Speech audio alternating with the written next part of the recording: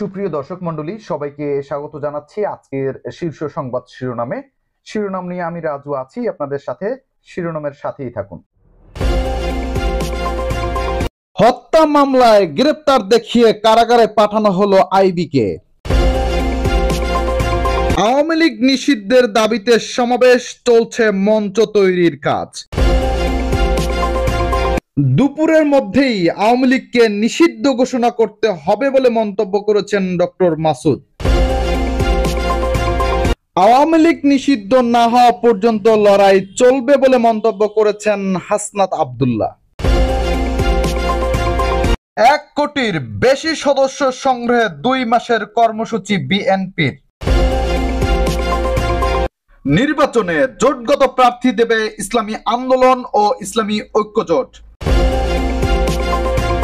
এবার তারেক রহমানের ফেরার অপেক্ষা, চলছে প্রস্তুতি।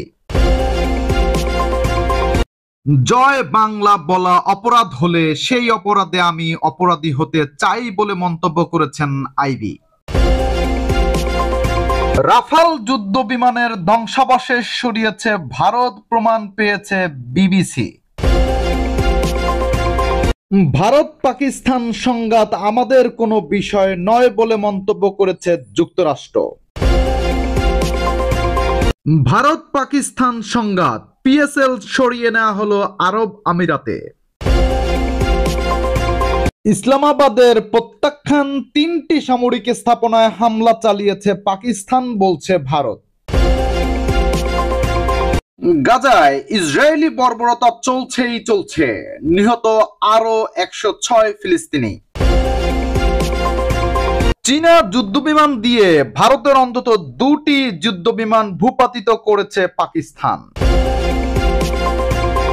ভারতের পশ্চিম সীমান্ত জুড়ে রাতে হামলা চালিয়েছে পাকিস্তান, দাবি নয়াদিল্লির।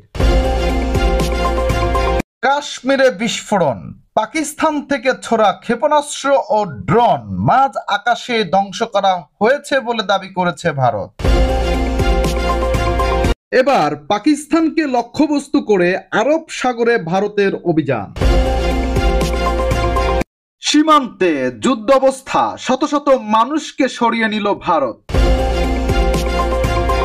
রাওয়ালপিন্ডিতে ড্রোন হামলা, রিশাদ নাহিদকে দেশে আনতে চার্টার্ড ফ্লাইট পাঠালো বাংলাদেশ।